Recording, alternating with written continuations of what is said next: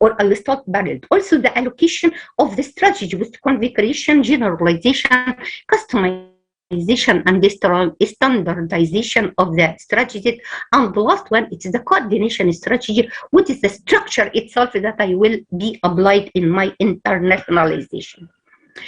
We have benefit, yes, we have a great benefit at all levels, global level, continent level, and the national level. Global level, it is increase international awareness for students and improve the quality of teaching, enhances international cooperation and the capacity building. Continent, institutional research capacity, enhance international cooperation as well as capacity building, improve the quality of teaching. At the level of national, we have economic, academic, social, and technological, and we explain this is one in brief. What is the economic impact for the at this is country level? It is mainly economic. So what is the tuition and what is the living cost during the student they are studying? Also the stuff they are imported to the country itself, it will be affect this one. Innovation is academic, it is innovation. All the time we are innovate our program based on the community needs. And also it will be, we need also to meet the needs of the student. Also in social, the interaction between the students themselves, it creates new generation. They are aware about it, what is the importance of education. And the last one, technology, we have one side code for this is for send and receive all hour of information. They have a challenge, big challenges for internationalization, and some of the students, they are sound that they are going for some countries and they came back and the certificate is not approved. Fake degree and the accreditation, academic credentials that are earned but not recognized, telling fraud, accreditation for program or institution, technology and program, quantity versus quality international agreement, virtual university branch campuses, ICT is knowledge, in knowledge acquisition and the dissemination, mobility of the staff and the student. It challenges the benefit and the risk of cross-border education. This is very important because somebody, they are really, they are not have a courage to start this one. Some staff or some institution, they are against all this institutionalization. But on the other hand, we have some opportunity. So every time it's hard, we have something, we have window of internationalization. We have social engagement in an international multicultural society, strategic geographical position. They are now allow everybody they can go in. Also advanced technology, international network, competition from other universities, allow everybody they are going for institutionalization and the specialization higher education, raising the culture, racial, ethnic diversity of the staff body. Here we have what we have to do with this sustainable developmental goal. We have three priorities if you wanted to go in higher education institution, and this is we have three priorities. The first one is to ensure more equitable access to higher education for students from all background, all the nation level. And the second priority is developed and adhered to broader approach to internationalization. The third priority is value and promote international education in all disciplines beyond the business and management. This is some special services. If you are wanted to going for institutionalization, you have to ensure all these services. The student need international student advice service, they need orientation program, they need institutional facilities for foreign students, they need international guest organization, they need international houses for student and scholar, they need international student association, and they need social event and other facilities for foreign guests. Collaborative approach between higher education institution and stakeholder is an essential key to strengthen an international through identifying the internationalization need, aim, and the priorities, incorporating some of the activities and support services into their strategic plan, integrating the view of all stakeholders of higher, and the stakeholders should assessing internationalization plan together intermediately,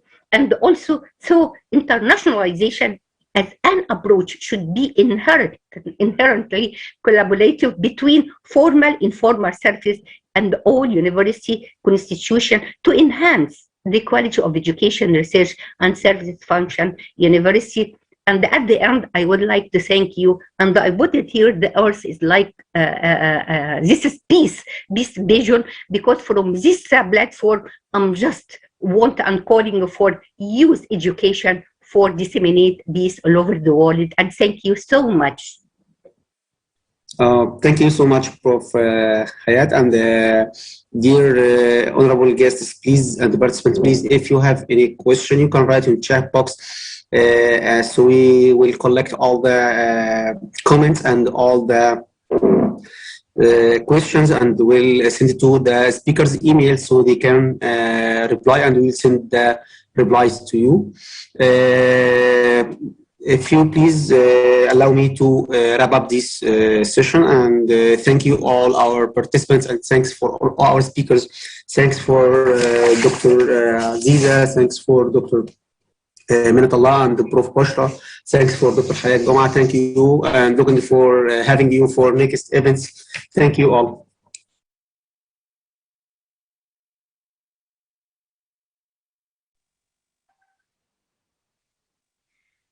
Thank you, Dr. Muhammad. So, if there is no more questions, I'd like to start the new session. And regarding the question about the slides or the event will be published on our YouTube, so you can get access to all the presentations we have today. And now we reach the session of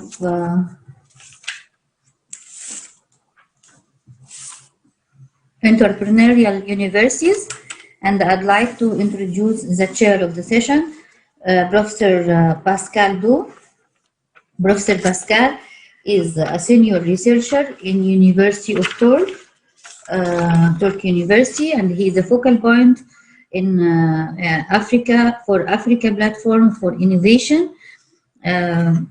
University of Turkey University, of course, it's in Finland, and we are lucky to have Dr. Pascal today to chair the session. Professor Pascal, are you there? Yes, I'm there. Thank you, and we are glad to have you today with us.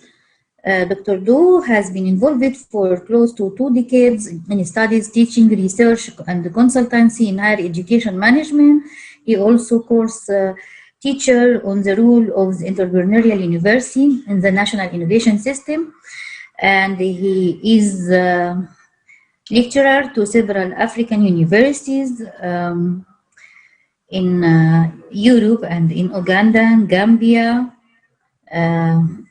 and he is a focal point, as we mentioned, for the African platform, and he is one of the main coordinator for the Building African Entrepreneurial Universities initiative, and course was held in partnership between Turkey University and the United Nations Economics Commission in Africa. Welcome, Prof, and the floor is yours. Je voudrais, merci beaucoup. Je suis un peu sensible à l'attente de nos participants de l'expression française. Donc, je peux commencer en français et puis je vais atterrir en anglais. Comme elle vient de m'introduire, il y a des gens de l'expression française, non? Allô? I think I don't know, but I think the presentation or the chairing of the session should be in English. It's in English. I just wanted to greet. I just wanted to greet in that case, because I feel the sensitivity each time I have to teach people in French or French and English speaking. So I have to come in both. So I would like to thank Professor Almani here right from Finland, a very cool country in the northern part of the world, a country of about 5 million people. But as you know, Finland is leading in so many knowledge economy indicators, even I think partially entrepreneurship has been rated from the PISA study as one of the best education systems in the world. And I'm also very glad that I'm one of the Africans here that I have studied the Entrepreneurial University for the past 15 years. If I would say my link to the Entrepreneurial University concept, my PhD supervisor lived with the person, Burton Clark, who did the first studies of how 5 European universities became entrepreneurial. So this is how we got to it. And most of us here are just from receiving the lecture, which I led with the United Nations Economic Commission for Africa about entrepreneurial universities. This is how universities become.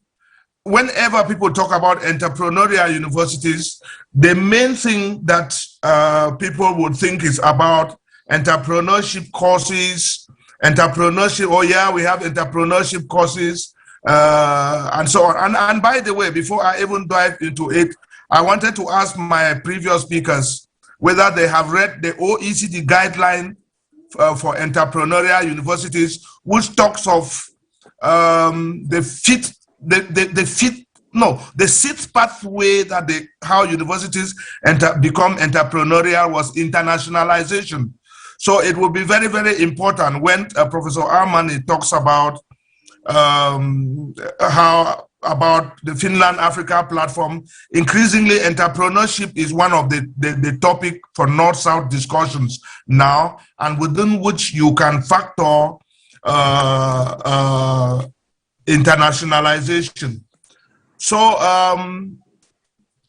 we will be talking more about how universities become entrepreneurial, the structures, the cultures. That is what we just learned with the United Nations Economic Commission for Africa, and not just the teaching aspect of it. Anyway, the blend of the entrepreneurial competence is part of the entrepreneurial universities, because they also stimulate entrepreneurship mindsets of students and mindsets of teachers. Having said that, I would like to give the floor to the first speaker, who is Dr. Angela N.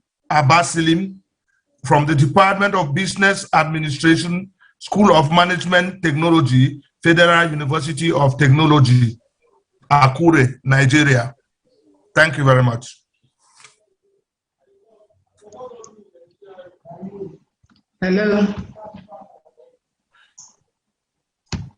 Hello, can you hear me? Yes, we are. Okay, thank you. Thank you for the introduction. I want to start sharing my screen. If I'm able to do this. Okay. You're seeing my screen? Yes. Okay, thank you very much. Well, I'll be talking on entrepreneurial linkages in African universities, opportunities and challenges. Well, my name is Angela. I'm from Federal University of Technology, Akure, Nigeria. When we talk about entrepreneurial linkages in African universities, we look at some of the challenges and opportunities. And when we talk about university entrepreneurship and linkages, it encompasses the involvement of universities in entrepreneurial and commercial activities in a systemic relationship between the universities, the industries, and other players in the productive sector. In this relationship, the university gets information from the industry through marketing research on current demand in different areas of academics, social and economic development, and utilizes this information to develop innovative ideas. The industry requires this innovation, they acquire this innovation developed from the universities, and they turn it into commercial values, with each benefiting from the attendant intellectual property rights accruing from the innovation. Now, the relationship can be between the players, the university, the industry, and the other players in the economic sector. It can also be a relationship between university and other universities. And this is where collaboration comes in and linkages between the universities, and especially African universities, come in. Now, sorry about that. University entrepreneurship and linkages encompasses all these things that we have talked about.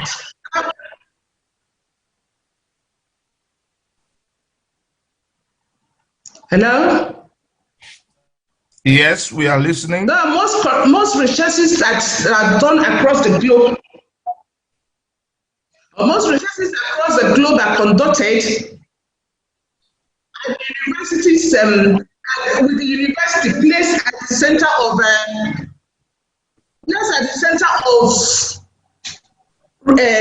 innovations. The Ivory Towers, that should be a collaboration.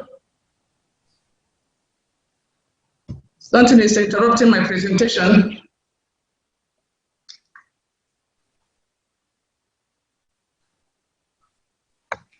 Most researchers across the globe are conducted at universities, placing the Ivory Towers at the center of their national development.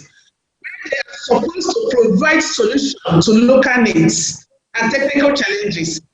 Now, universities in the global north seem to have achieved this synergy, but in the global south, it seems to be a bit of a struggle. However, some universities in Africa have, to a large extent, become very entrepreneurial in certain areas and carrying out their own niches of expertise. Now, harnessing technology, innovation, and digital skills have the capacity to create more values and drive sustainable and inclusive development in African universities, and by implication, the African continent as a whole. So universities in East of Africa, like Makerere University in Uganda, they seem to have achieved this entrepreneurial linkages. And also some other universities, like my university here in Nigeria, they seem to be trying, but then the collaboration to between university. The relationship we are talking about, we set a tripartite purpose. One of the purposes is to enable the university to access and leverage other sources of income that is not dependent on government subvention. Another purpose is that and promote innovation and technology. And produce students with the necessary skills and effective knowledge required to make a meaningful contribution to the economies of nations. Now, the increased pressure on universities to become part of the economic value chain should drive African universities to focus their knowledge flows on need-driven and market demand research and innovations. This will translate innovative ideas into business opportunities.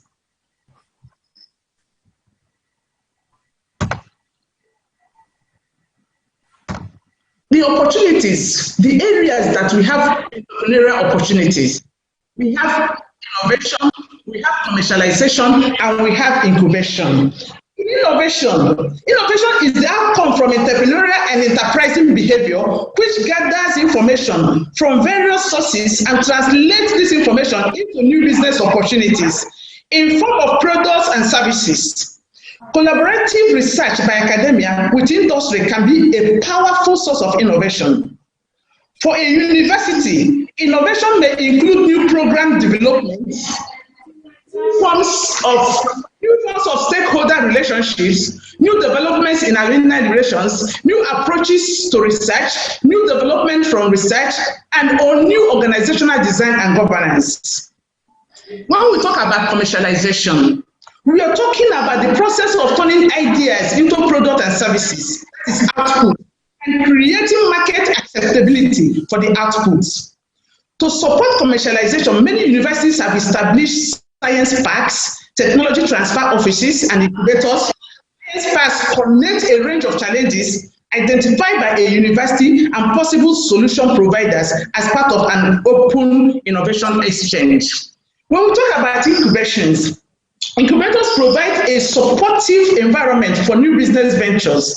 Physical incubators use shared rented office space, business services, support for building networks, professional business support, and finance, while virtual incubators focus on online business and network development support. An entrepreneurial university has strong links with initiatives such as science parks and incubators. Now, the Federal University of Technology, Akure in Nigeria. Our vision is to be a world-class university of technology and a center of excellence in training, research, and service delivery. The mission of the university is to promote technological advancements by providing conducive environment for research, technical and learning endeavors, development of products that are technological-oriented, self-reliant, and relevant to society. The Federal University of Technology, Akure, is a member of AAU, that's an Association of African Universities. And in response to the call by the federal government of Nigeria and the National University Commission to entrench entrepreneurship education into Nigerian education curricula, the Federal University of Technology, Akure, established the Center for Entrepreneurship called CENT. Now, in the Federal University of Technology, Akure, the Center for Entrepreneurship is responsible for teaching both theoretical knowledge and practical skills in entrepreneurship for strategic decision-making, innovations, as well as management of technology for development. The mission of CENT is to educate and train technology-oriented youths, entrepreneurial approach to employment, poverty reduction, and wealth creation. At FUTA, the Center for Entrepreneurship has identified and categorized opportunities into 9 enterprises. The first one is enterprises in natural resources. Enterprises in natural resources encompasses crop farming, animal husbandry, poultry production, feed milling, formulation, snail farming, fish production and processing, horticulture, organic agriculture, mushroom production, and so on. And the second enterprise is art and culture enterprises. They encompass digital printing, multimedia publishing, Photoshop services, fashion designing, tie and dye, weaving and traditional clothing, bead making, leather works, digital photography and graphics, public speaking skills, and statistical software analysis. The third enterprise is metal construction and encompasses fabrication, machining, welding, vehicle diagnosis. And the fourth enterprise is information and communication technology, ICT, which comprises software development, digital marketing, website designing, software engineering and networking, computer repair, phone repairs, laptop repairs, electrical installation, and fittings and communication skills. The fifth enterprise is food processing and food products like bakery and confectionaries, fruit juice processing, fruit salad production, yogurt production, processing of fermented products like locust beans, and so on. Then the sixth enterprise is manufacturing like food, water, paint, soap, recycling and wealth creation from waste, and then detergent and cream making. The seventh enterprise, which is another area of opportunity, is building works comprising of wood processing, furniture, carpentry, block molding, bricklaying, plumbing, rock polishing, tiling, production of plaster of Paris, POP, production of interlocking and paving stones. These are all encompassing. Then the eighth is the hospitality management, which involves catering services, guest house management, and parks and garden and so on. The ninth enterprise is the medical technology involving medical laboratory equipment and so on. This enterprise is worthy of note to know that there are so many products that have been produced at FUTA from all these various areas, both by students and the academic staff.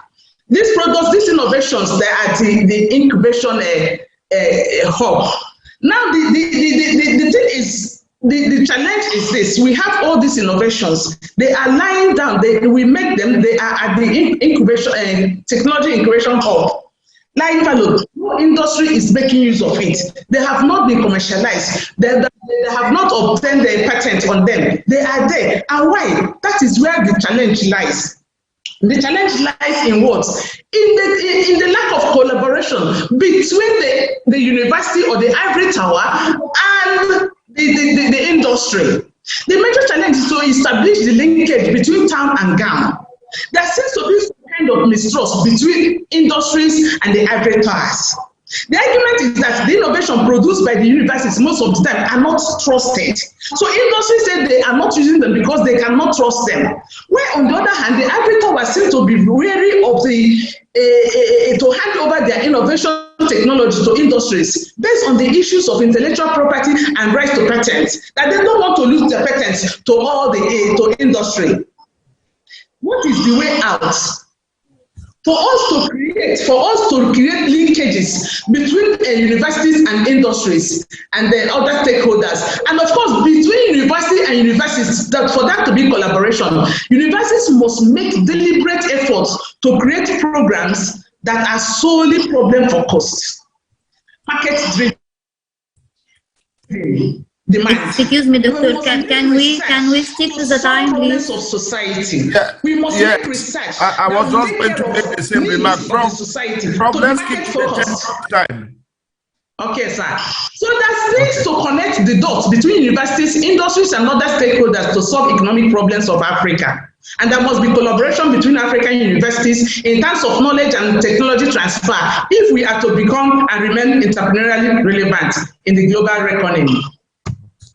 Thank you very much for this wonderful opportunity you have given me to be part of this wonderful presentation. I am very grateful. Thank you. Thank you very much, Prof. I would, within the next the question and answer session, I would like Prof to be answering the questions of the governance. How these are the issues of governance and leadership that facilitate this entrepreneurship.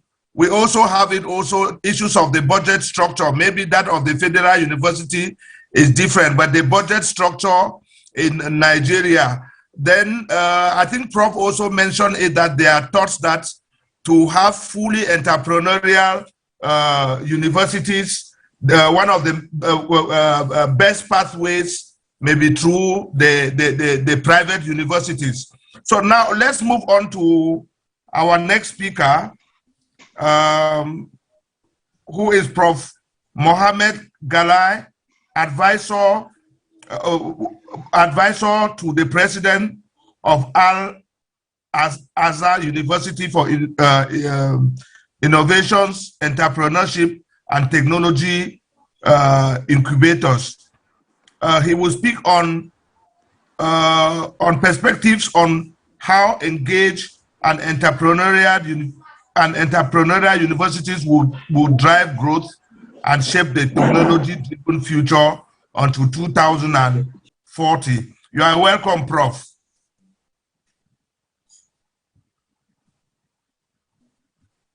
Thank you very much.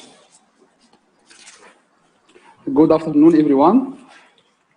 First of all, I would like to congratulate AAU-NARO for the second anniversary, wishing them all the success and great achievements in the future until the 100th anniversary.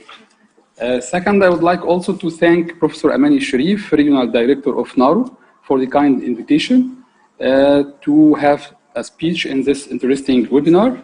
And now to my presentation, which will be discussing the following topic.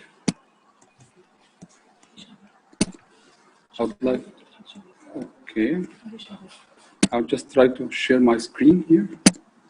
Okay.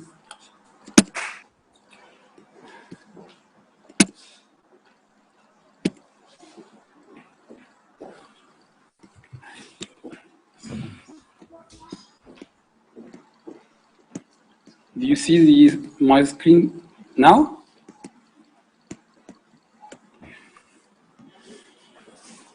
Okay. So the topic I would like to speak with you about is the perspectives on how engaged and entrepreneurial universities will drive growth and shape the technology-driven future until 2040. And also I would like to highlight the Al-Azhar University model. A brief biography about me. My name is Mohammed Galal. I got my PhD in engineering from Friedrich Alexander University, Germany. I'm now the advisor to the president of Al-Azhar University for Innovation, Entrepreneurship, and Incubators. I have completed diverse training programs, including entrepreneurship, innovation, and technology management, IP policy at different countries like United States. I have visited American University in Washington, D.C., also the University of Michigan, the University of George Washington, and the University نبذة تاريخية عن حياتي الشخصية والمهنية. فأنا المستشار رئيس جامعة الأزهر للابتكار وريادة الأعمال وأيضا مدير and Friedrich Alexander University, also for the United Kingdom, Birmingham University, London, South Bank, and South University, and also in the National University in Cyprus and in the METDC in Malaysia and China. I am the founding director of the Entrepreneurship Club of the University, E-Club. I'm also the founding director of the Technology Innovation Commercialization Office, TICO. And finally, I am the founding director for the first established university-based incubator. It is called Rubaq at Al-Azhar University. And we started with only one technology incubator, but we have now 3 different incubators. Now, I would like to start with this statement. Yes, all of us, or some of us, say that the future is impossible, and some people say it is hard to predict. But by working together to investigate a course for a desirable tomorrow, I think it is possible to embrace adaptability and innovativeness and ultimately turn our uncertainty into opportunities. Answers for such questions. Actually, we have to think about the university of the future to pieces and then offer insights into how you can piece a realistic future view back together. Secondly, to work together to develop the roadmap of future-oriented university. And finally, because of the globalization and the global changes, there is an immediate need to better align universities with business innovations. So, the question is, how will it all look like in 2040? And will universities be willing to do that? A vision for the university by 2040 called University 4.0, whereby academics and students work in real-time, symbiotic partnership with industry, government, and societal stakeholders to simultaneously create and implement new knowledge and solutions to address businesses and social issues. Universities that drive change hard within their institutions actually will get a head start on the rest by embracing uncertainty and a more innovativeness evolution. What are the global megatrends that influences the development of the universities? We have mainly 4 challenges for global megatrends. First of all, emerging market and urbanizations, greater global connections, trade, people, finance, and data, accelerating technological change, and finally, responding to the challenges of an aging world. What it will mean for universities until 2040. Actually, we have mainly 6 perspectives which we can speak about. Is disrupting teaching and but connected perspectives for higher education, calls for entrepreneurial leaders at the levels of universities to build a culture that thrives in an uncertain future. Actually, there is a lot of perspectives here and a lot of details here. You can see it, but what can we, how can we address such disrupting teaching and learning. I think curiosity-driven education, project-based and challenges-based and cross-disciplinary. The second perspective, collision of technology and humanity, and it will happen, maybe it started to happen, but in the future it will be more and more happen, and we have to address something like that because technology will transform towards the virtual university. Leadership skills are at risk from the virtual university. Higher education, which means youth, universities, mobility, research, and the technology. Artificial intelligence may reshape the education. I think in 2040, universities will be a place of dreams. We have to address the virtual university, the data and artificial intelligence, human engagement, and leadership skills. They will be the conclusion of this slide. The third perspective is the future of science and the academic world. We have to focus on university research to deliver greater societal impact. Also, creation of new partnerships and methods for the systematic improvement of knowledge exchange and transfer. From research outputs to impact, such making knowledge produced from science available for free. Also, the combining university, industry, and the technology to address issues in society. So knowledge commons, global universities, elite university, and problem-solving partnerships, I think we will be in need of such thing. The fourth perspective is social engaged universities. And engaged universities, also a terminology has appeared. It is, we can say that the entrepreneurial university is a type of the engaged universities, and we will speak about engaged universities in another slide. So socially engaged universities means external engagement by universities is embedded at all levels and relevant to all university activities.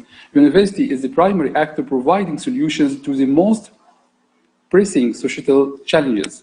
The United Nations Sustainable Development Goals will be successful only if we take responsibility for the facilitation of cross-sector collaboration with industry partners, integrating academic and non-academic entrepreneurship when cooperating with the communities. The fifth one, it is the university business cooperation. This is a very important perspective, I think so.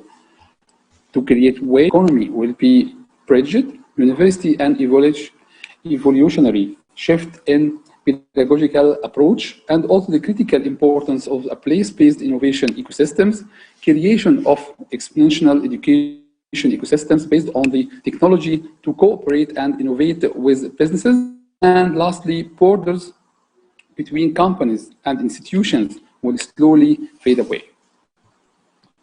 The sixth perspective is called institutional change. Rethink regulation and business models, a blueprint to realize universities from the checklist. Universities in the center of the global networks of the future. How to picture your own university in 2040 by creation of pathway to a sustainable future through new ways of learning and applying knowledge. In a race between education and catastrophe, the fourth generation universities is winning, University 4.0.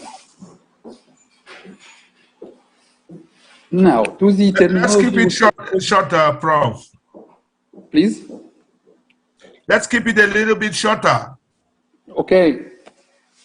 I have been told that I have only 10 minutes at the maximum, so I'm accelerating my presentation. Okay. What does an engagement university look like? I think we have here four main things, four main pillars for the engaged university, which means that the knowledge exchange, the public engagements with research, the engaged teaching, and the social responsibility. And we can speak more than that. We can speak for an hour, at least, for what is meant by engaged university, look like, and do we need to be an engaged university, and how we reach such things, because I think the engaging universities will be the trend of the university worldwide in the few years, I think, in the future. To conclude, if we just would like to make a roadmap for the success factors of tertiary educational institutions, I think we have 9 success factors. First of all, the technology management, the industrial relationship, science and technology equipment, financial and sustainability, organizations management, strategic orientation, communication, competence, scientific relations, and human resources. And I think if any university has just worked hardly on these 9 success factors and try to develop itself in the same track, I think it will reach for such terminology. Now, to Al-Azhar University and what we have already executed in the Al-Azhar University. First of all, I would like just to give you a small brief about my university. Al-Azhar University is one of the oldest universities worldwide. It is about more than 1,000 years up to now.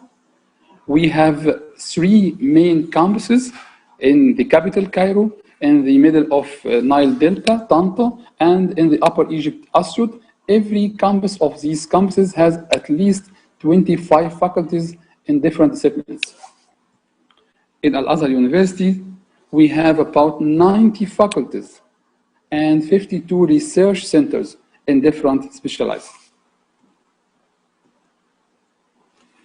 We have about more than 350,000 of undergraduate students, male and female, studied a lot of different specializations from engineering, medicine, agriculture, arts, human, and so on.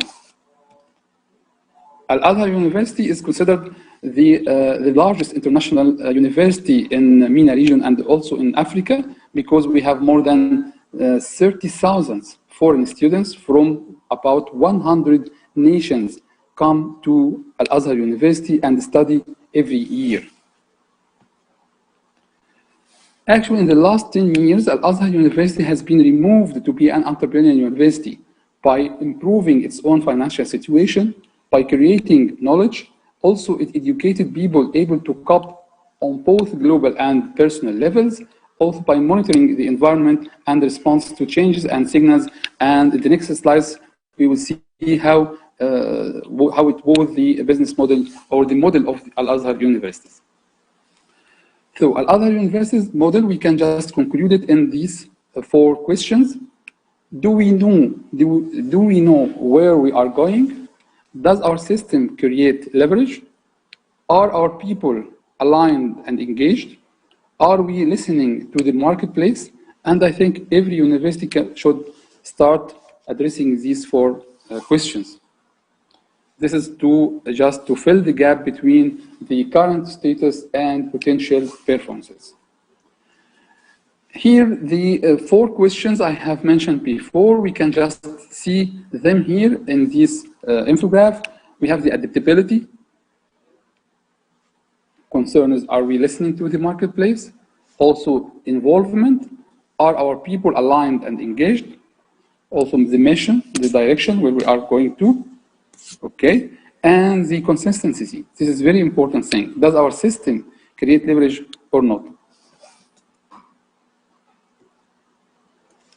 What we have done in Al-Azhar University since actually we have started with establishment of the Technology Innovation Commercialization Offices in the cooperation with the National Academy of Scientific Research and Technology. We have in Al-Azhar University one of the oldest technologies, and it has been ranked the office #1 in Egypt in 2018 among 50 technology innovation offices in all the Egyptian private and governmental universities. Into 2040, we have established 2 innovation labs, and in 2050, we have created our own IP policy in the cooperation with the WIPO organization. And from this IP policy, we start to encourage all the researchers and also the graduation projects and the research projects and so on, because we have our own policy. And you cannot find a lot of universities in Egypt has its own IP policy, because it takes a lot of time and also the laws and so on. But in Egypt, I think Al-Azhar University is one of the universities which has a unique IP policy. In 2016, we have established a lot of co-working spaces for our students. 2017, we have established the first technology. So we would have to stop soon to give the room to the other people, Prof. Wonderful presentation. Again, please. We will have to stop soon to give the room to other people. Okay, okay. So quickly, these are what we have happened in 20. We have design houses, we have entrepreneurship clubs, we have a lot of incubators in another specialization in the agribusiness and the pharmaceutical and in the engineering also. This is the outputs. We have about more than 25 million Egyptian pound fundraising, 40 research projects, and 150 undergraduate projects. We have also 65 coordinators in 50 faculties, and we have a lot of agreements, international agreements, and we have funded about 200 startups and more than 250 patents applications we have registered. This is design house from research to industry. Also, one of our last establishment here entities is the Entrepreneurship Club, where we create and we deliver and we scale. We have made a dynamic culture of entrepreneurship. The World Cup champion last year was from Egypt. It is called Enactus Azhar Upper Egypt. We won the World Cup for Enactus International Competition. We have a lot of mega projects, mega events, as you can see here. Also, these are the our outreach. These are also the startups and online sessions on all what we have happened during our own ecosystem in Al-Azhar University. We have said in Al-Azhar University that already we have our own complete equation up to now. So I can just conclude and end my presentation with a statement. The future is not some place we are going, but that we are creating. The passes are not to be found, but made, and the activity of making them changes both maker and the destinations. So please be the change makers. Thank you very much for such time and for the presentation. Thank you very much, Prof. This is a very, very wonderful presentation. I think that one of the issues is that some of these data are not being documented, and that is why it is important to promote the higher education governance program, so that some of this can really be known. We are really impressed. I think that personally we would look at this more. But I was just going to ask Professor, when he picks up to respond to questions, whether when you talk from the perspective of engineering, for instance, I mean, if every university stem from engineering background, then every university would be entrepreneurial. So it would be important to think about what advice would you give to other disciplines like linguistics, like history, like philosophy. Thank you very much. Let's move to our next speaker, Professor Olalekan Busra Sakari Yao, Head of Department Entrepreneurship and Business Studies. Professor Olalekan will be talking about a roadmap to transforming universities into entrepreneurial universities.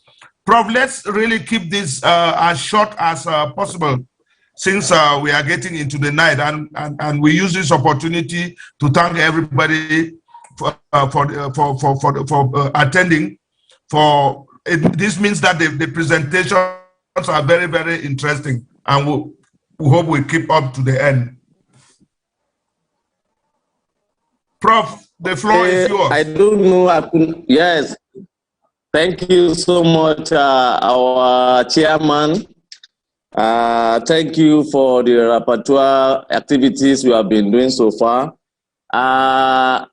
My presentation will be short because, as you have mentioned, that I did not be able to mention the protocol, but I stand on my chairman's protocol. I observe every protocol from our chairman AAU to every person who has contributed positively to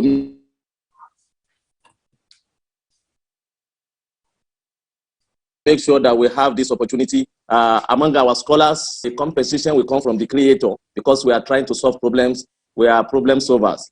So basically, We know that we are used to university, so there's nothing so special for us to talk about university. We want to see how we can transform universities into entrepreneurial university. And we cannot discuss all that we know. We cannot discuss all that we have seen. The only thing is that let us see how we can have a roadmap, a strategy that we can use to transform what we know as universities before and what it ought to be now, irrespective of our discipline, irrespective of whatever, wherever we find ourselves in terms of professions. Let me be sincere with you. I'm so glad when I saw the flyers. And if all of us can look at it keenly, you will see that university is student-centered. That is why in the picture of this flyer, they didn't showcase any pets. And that is why I'm so happy to talk about university in this regard. Minus students, there's no university. I've been opportune when it is closed down, some part of, when we're during the holiday in some part of Africa as well. Even in Malaysia where I schooled, we discovered that without university, without students, there's no university. And that is very key. But the most important thing, which is the student-centered, is missing. We are discussing issues without seeing the problem we're at hand.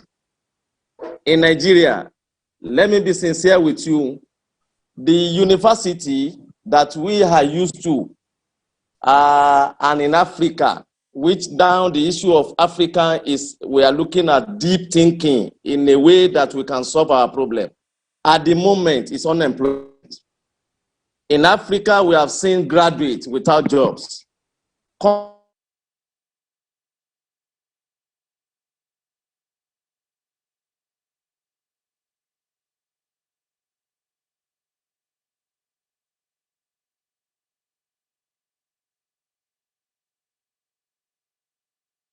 Any problem? I think it's technical problem for the internet connection.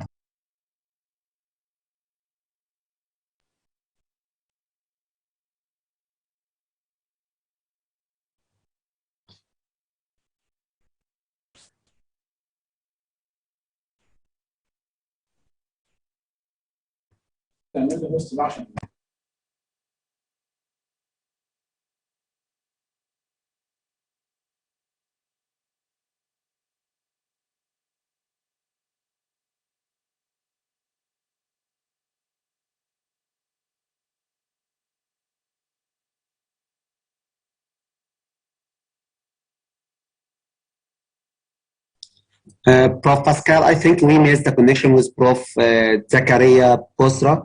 I think he has a technical problem. He cannot join. I don't see him in the participant list. Okay, but he was here, right?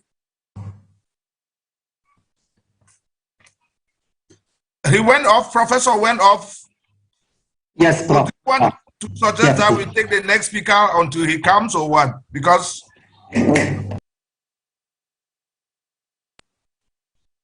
this high Prof, you are the chair. Serious.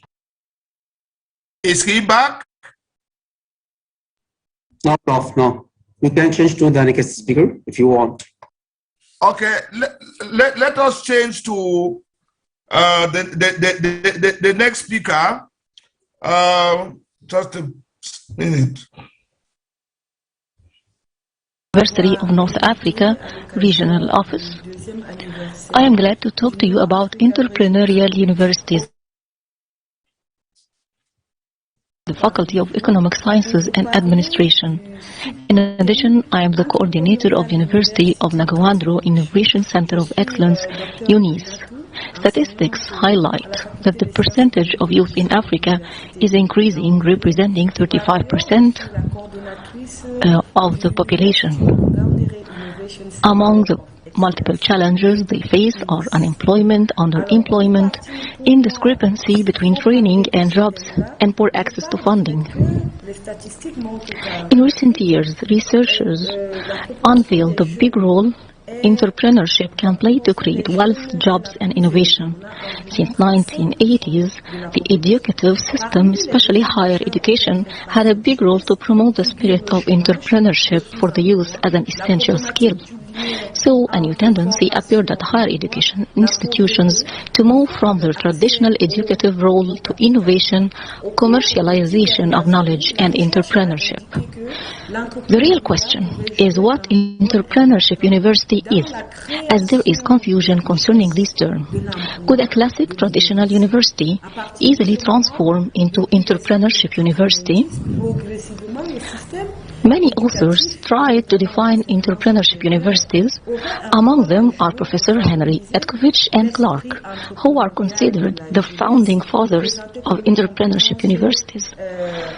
For Clark, Entrepreneurship University is an autonomous union that generates its own ways and researches. When this happens, it becomes more independent and takes a bigger role in decision-making. As for Etkovich, they are institutions that collaborate with industry for fulfilling the role of industrial development of universities. In this regard, I am inspired by the work of Olivia Champa, who wonders, should we teach entrepreneurial universities at universities? Will this realize the entrepreneurial university? In fact, the biggest concern of entrepreneurship is the education of youth entrepreneurs, and the social and human domains are concerned and interested in this concept. So, how we will use the educative system to encourage, educate, prepare, and train youth for entrepreneurship. University, as the university is the channel to promote aptitude for entrepreneurship. Clark sees the integration of entrepreneurship in educative system is important but not enough. So the answer is to teach entrepreneurial universities and at the same time reform the university to become entrepreneurial university. Certain universities seek proliferating their finance, what we call university capitalism, encouraging commercial activities like restaurants, shops, and others inside their campus by their hierarchy. On the other hand, entrepreneurial universities seek the capitalism of knowledge and innovation. Criteria for deciding entrepreneurship university are multiple. So, going back to the question, the two conditions must be realized: teaching entrepreneurship and reforming universities. For me, whatever obstacles and objections we face, Africa has to invest in entrepreneurial universities that could impact economic development and impact the society. Entrepreneurship University will increase budget for innovation and research instead of depending on the state for financing. It is also an opportunity to prepare students and help them carry out viable projects for their graduation, and encouraging interaction between universities, industrial section, and public administration that is critical for innovation, economic development, and growth. Among the very few examples, in Abuja University in South Africa that launched a satellite as part of their innovation. Also, Jomo Kenyatta University in Kenya that commercialized bananas obtained by solar agriculture, so uniting education, research, and commercialization of products. In Ghana, time and again, entrepreneurship and innovation are accelerating. When I talk about my country, Cameroon, I have to admit that we are really lagging behind. Many universities invest in school, institute of technology, and centers of training, but their product of innovation is not appreciated. It remains in labs, not markets. For me, many reasons are responsible for this. Number one, tests in the educative system are not flexible. Together with lack of activities and small revenues despite efforts of the ministry and despite new tests that are not applied. Professors and administration staff do not integrate entrepreneurship into the vision of universities. The lack of interaction between universities and the society. And finally, the students themselves, who prefer governmental jobs to entrepreneurship and are very reluctant to take the risk. Clark developed 5 elements for realizing entrepreneurial universities, and also the cadre of the European Organization of Economic and Cooperation for Economic Cooperation and Development, OECD, but we can hardly follow this trajectory of elements because they mainly reflect the industrial developed countries. They should be adjusted to our context. Every country has its own particularity rules and economic conditions. For proposing some elements for Cameroon, I would first say revision of tests for better integrating the third mission, that is the cornerstone for development. And that has to start by public power, creating an entrepreneurial spirit, educating, training, encouraging, developing incubators and centers of research. Not only establishing, but work hard to help them succeed. Also, developing conditions that favor entrepreneurship and independence of university. Develop applied researches instead of research for research. Develop the base for partnership platform between the business and also among local universities as well. I'm happy to talk about entrepreneurship university transformation because in my country we try time and again to take these measures, and we have the center for which I am the coordinator that educate entrepreneurship and integrate the world of business, professionals and leaders to help the projects of students to make it to the market. Thank you again for this opportunity. Good morning, everyone. I want to thank you for inviting me to the second anniversary of North Africa Regional Office. Hello? Hello? Hello? Hello? Hello? Yes, our speaker, our wonderful speaker was Dr. Horenatu of the University of Ngaoundéré Innovation Center of Excellence. She's also Deputy Mayor of the town of Ngaoundéré. Thank you very much, Dr. Horenatu. The concept that we just learned recently are really put into use, and your extensive research onto this subject. You just caught some of the key key scholars of this entrepreneurial university. You caught Henry Edskowitz, you caught Burton Clark.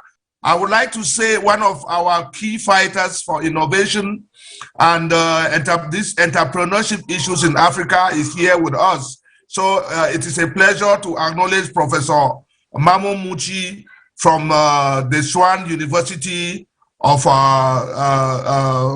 Science and Technology. So having said that, I think that we would leave the floor to the next speakers, and then open up for questions at the end of the presentations, if that is fine with Professor Almani El Sharif. Thank you, Pascal. Thank you very much. I'm sorry we are more than 1 hour beyond our schedule, and I'd like to excuse you and the participant to go directly to the last session, if it is okay. Okay, Pascal? Can we do that? Can we do that? Can we go to the last session right now? And yes, I already said so. Let's go to the last question session. Yes, and please. There are questions, they come at the end of the presentation. If people can put their questions, and presenters can answer them on the chat box during this session as well, okay? And of course, our connection and networking will not stop by the end of the webinar, because we are working to link Africa together. So again, I'm sorry for the delay, but let's dedicate a day or a quarter of a day for Linked Africa. And now I'd like to start the last session after thank you, Pascal, for your good chairing and excellent management of the session. Thank you very much. Now to start by introducing the chair of the session, Professor Amr Adli, is Minister of Higher Education and Scientific Research in Egypt, and also the North Africa Regional Office Steering Board member. Professor Adli worked as consultant for the UNESCO Cairo office and an expert to the European Union Commission, and he established and directed research and development division in the Egyptian Industrial Modernization Center, and he also awarded the Egyptian State Encouragement Prize and the from Schumann Foundation. Actually, Professor Adli also his curriculum vitae is very rich, and we are lucky to have an eminent professor to be with us. So I'd like to give the floor for Professor Amr Adli to start his sharing the session. The floor is yours, Professor Amr.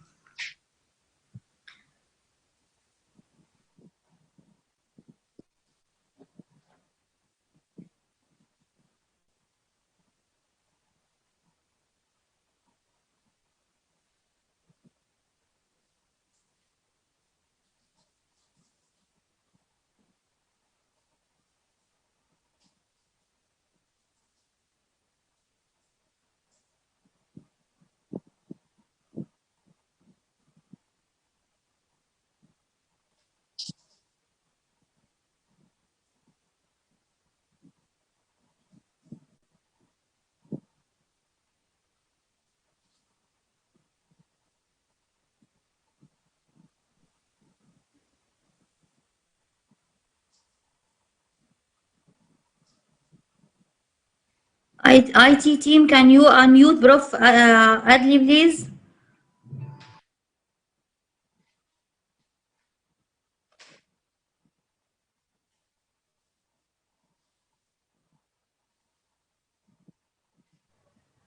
Okay, hi. Thank you very much, Dr. Amani. I'd like first to start by thanking Association of African Universities and of course the North Africa Regional Office for organizing this very important event and very interesting event. Of course, we have a group of 4 outstanding speakers, so the time is so tight, we'll have to stick to the 10 minutes limit, especially that we would also like to hear the feedback from the students. I just want to mention one statement before we start. It's not about digital transformation of higher education. It's about achieving Africa 2063 agenda goals, building up capacities of ICT for students. The students are the hope next generation. This gives us hope that more service industries based on ICT will be established, and this will definitely contribute positively, greatly to the economy of Africa, and Africa should achieve the economic prosperity it deserves by its young generation, by its outstanding resources. I'll stop here and let's start. As I mentioned, we have 4 of outstanding speakers. So of course I'll have, unfortunately, to limit each of them to say 9 minutes for their presentation. We will start by Professor Mohammed Milani. Professor Mohammed Milani, of course, is president of the Algerian section UNESCO from University of Oran II in Algeria. Professor Milani actually has been a member of so outstanding committees, like, for example,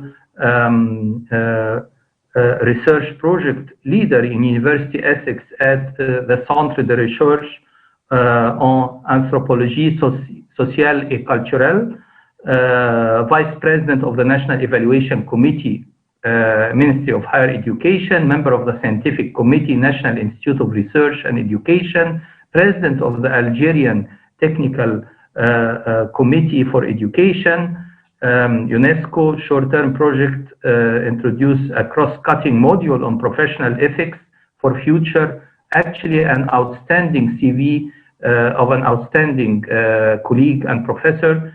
And Professor Mohammed, the floor is yours. You have unfortunately only 9 minutes.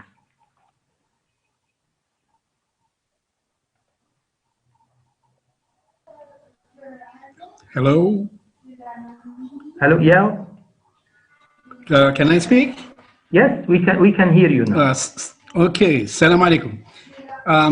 Can I share with you there's a PowerPoint which I would like to share with you. Is that feasible? Yes, IT, could you please allow yes, Prof. Yes, Prof. Professor Muhammad is the co-host now and he can control everything. Okay. Okay, assalamu alaikum. Ladies and good afternoon. So I thank then first, well, our dear president of this session. A quick word then, I guess, well, the last word he said about the opening up to Africa is by far a very important element. And as he was saying, digital transformation is but one aspect into it. So let me briefly then put you in the picture concerning my country, because as one can imagine, it might be easier than to have more than a name. It's also a number of figures. And you see, for instance, the total population of Algeria. And I wish to just go to the last one concerning the connection, how many people then do use internet. Institution-wise, then the first university was, of course, created, but during colonization in right after independence in 62, there were only 2,500. Now we nearly, well, not far from 1,800,000. And teachers then are about 60,000. There's about 106 establishments, 50 universities in all. So my wish is then to give you a very brief, wider context, as it were. It starts with, of course, the state. So it's the economy which has then been given then all the attention of what used to be called the ICTs. Connectivity at the level of society has improved very recently. E-commerce, then you see how Algeria is doing. So in 2019, we were around 109th. Now we progressed then to the 8th, which means then we're 5th in Africa. And from the viewpoint of administration, March, well, so you see it's rather fresh. The launching of a service of electronic certification and signature. And last but not least, but concerning national education, so you have then distance education and training. Right, right after that, so but this is, it dates a bit, but it gives you then an idea then how many websites there were per sectors. And higher education in red, well, was not that good if you look at what industry then is showing. Then we go right after then what I called the change from ICTs to digital transformation. And it starts then with ICT training of students then in their curricula. And very recently there's been then an enterprise where newly recruited teachers then through induction training are being introduced also then to ICT training.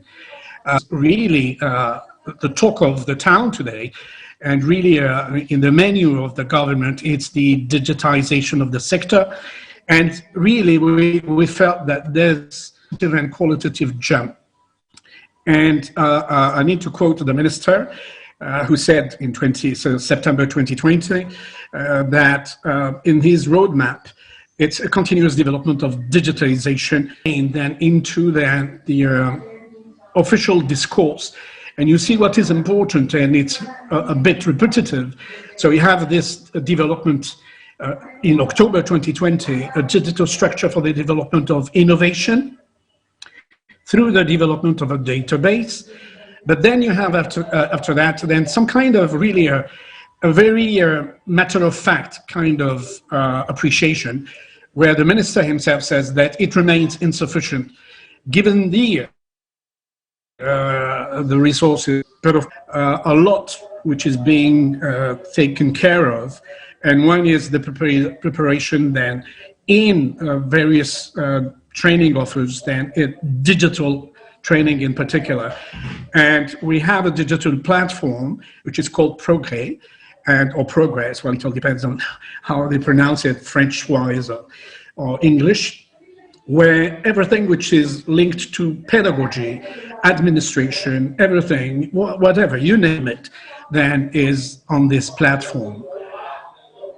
The next element then, for me, which is really important, is that there's really a concern for innovating and modernizing education and research, and most of all, it's governance, because, well, we are really suffering from that.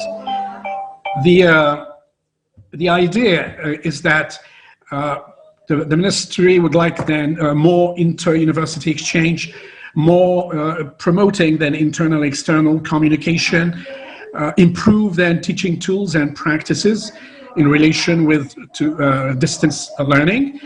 And a new kind of decision is a very recent decision. So you see 2021, it's the launch of the Open University. Next then, it's also the application, digital application, where all regulatory text then will be development of digitization. But first and foremost, then it's distance learning, which we had to because of the pandemic. But there was some kind of distance learning, but not as much as today's. So all acts of governance then are also taken care of. Teacher training, teachers training also. And we developed then even these skills then during the pandemic, because we had certain classes were reduced to really a minimum, and then everybody had then to go and start then putting their lectures online. So the idea is that there is an increase in internet connection, so more, if you want, resources. And we have, of course, the national structure, which is called the CERIS, which is a research center network, also the academic and research network. So that is taken care of. So this is the national, because I gave in a subtitle where I posed the national versus the local. So we're still at the level of the national. Now, this is important, and I go back to what our colleague then, Ladley then said, so Professor Ladley, and I agree with him, and I did underline it myself, because a part of the discourse then of the minister is refocusing international cooperation by choosing, and I'm quoting, by choosing a partnership based on the principles of co-engagement, co-financing, and co-responsibility. Then the more local, but I'm not going to develop. So you have nearly all universities. I just provided here a couple of them. So one university where you have, and you see it's a bit not shocking, but it's a pity, I would say, that you see nine universities then with 5 European ones. And we're not doing much then in Africa in particular, and of course towards then the Arab world. But things are a bit changing. I wish then to end up by saying that there is this kind of, for each university, you have what we call le projet d'établissement, which is then really a development project where, well, really the digital, I call it digital revolution, because things are changing. So in order then not to take more time, the first thing which has been also announced very recently, it's in January 2020, the creation of a national digital agency. Very important. The promotion, and I'm trying then to be the spokesperson then for my university. It's this necessity of really cooperating internationally. Governance, well, we feel that still there is a deficit of information. And of course, if we go into this kind of preoccupation of going digital, okay, it's going to then to be better, at least. The final then announcement, you see the date, So 2 days ago, it's the minister himself, and I'm quoting him, okay, where he said the adoption permanently of the hybrid mode of education in the national higher education system from next year on.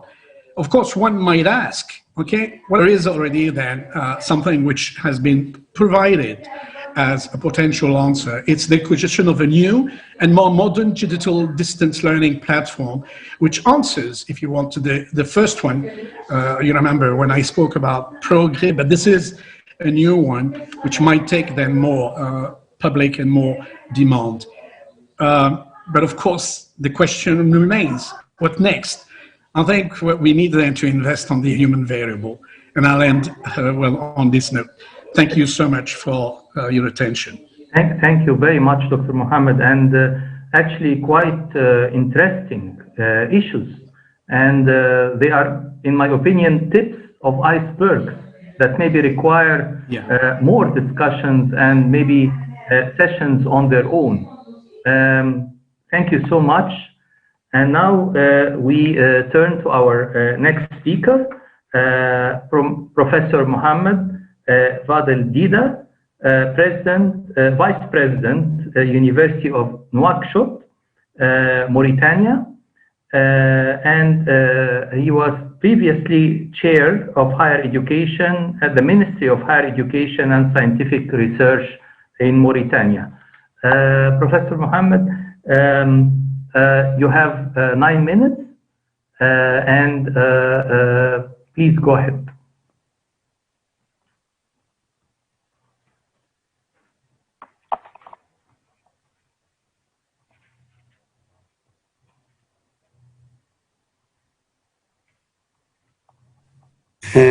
Prof. Mohammed, please unmute yourself.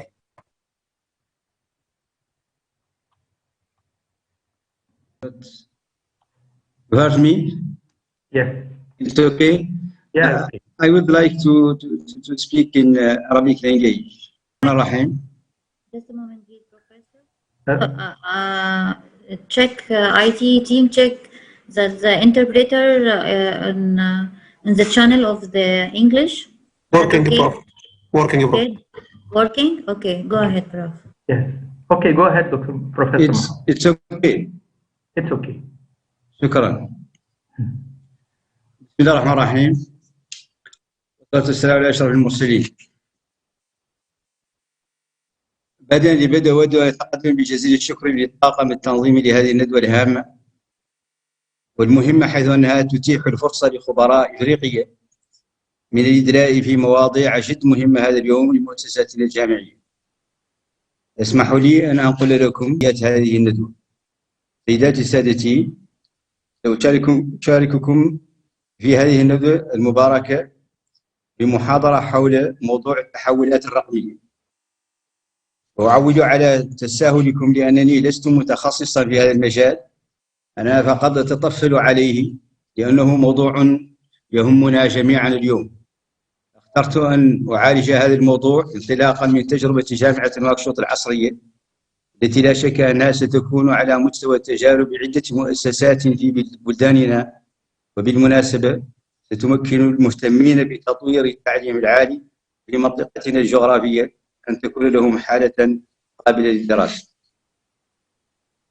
وسأتقدم محاضرة. هل ترونها على الشاشة أم لا؟ لا نراها حاليا. We can't see the slide. Okay.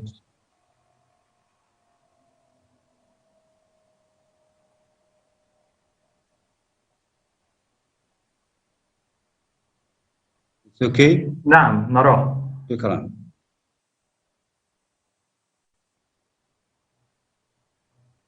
عنوان المحاضرة: جامعة نواكشوط العصرية أمام تحديات التحولات الرقمية.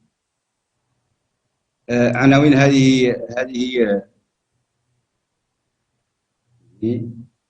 عناوين هذه المحاضرة: نبذة عن جامعة نواكشوط العصرية. ثانيا، أبرز تحديات التحولات الرقمية، تجربة جامعة نواكشوط العصرية في التعليم الرقمي، وأنهي كلمتي بخلاصة. سريعا، نبذة عن جامعة نواكشوط العصرية. هناك لمحة تاريخية مختصرة عصرية أنشئت 2016 بفعل اندماج جامعة التي أنشئت 1981 وجامعة العلوم والتكنولوجيا والطب التي أنشئت 2012. هذه الجامعة الأخيرة تتكون من مكونات ثلاثة: كلية الطب، المعهد العالي الجامعي، وكلية العلوم والتقنيات التي أنشئت 1995 وهي أقدم كلية في مجال العلوم البحتة والطب والتقنيات. أهداف جامعتنا المساهمة في ترسيخ الهوية الموريتانية وترقية القيم العالية والإشعاع العلمي والثقافي للبلد، توفير التكوين الأولي والمستمر في مجالات العلوم والتكنولوجيا والطب والقانون والاقتصاد والآداب والعلوم الإنسانية، تحضير الشباب لدمجهم في الحياة النشطة من خلال تطوير تكوين مهني يستجيب لمتطلبات سوق العمل الوطني، ضمان الانفتاح على المحيط الاقتصادي الاجتماعي ونسج روابط الشراكة تعاون مع نظيراتها في موريتانيا وبالخارج، تطوير البحث العلمي في كافة مجالات تخصصها والمشاركة في نشاطات التنمية في البلد وتقديم المساعدات لمختلف قطاعات العمل الوطني.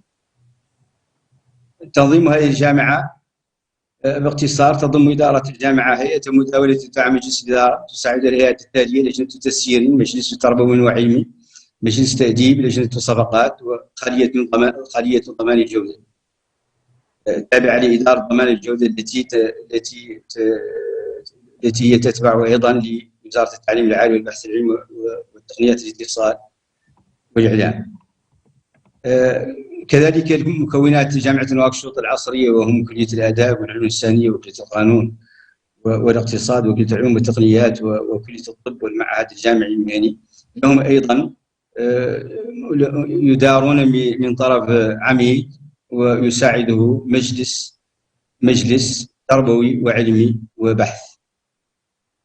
مصادر بشرية: مكونات الجامعة 2018-2019 عدد الطلاب 16,601 مؤطرين من طرف طاقم أساتذة عدده 448، وخريجي الجامعة هذه سنة 17-18 يناهز 1622 حامل شهادة. وفي سنة 2019-2020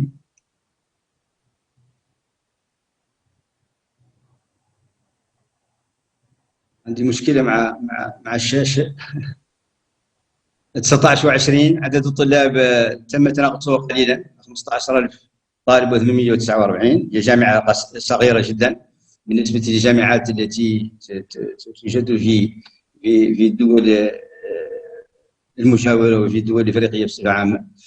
وطاقم الأساتذة لم يتغير، وخريجي هذه السنة الماضية 18 قبل الماضية 18-19 صار عدده 2219 حامل شهادة لجامعة نواكشوط العصرية.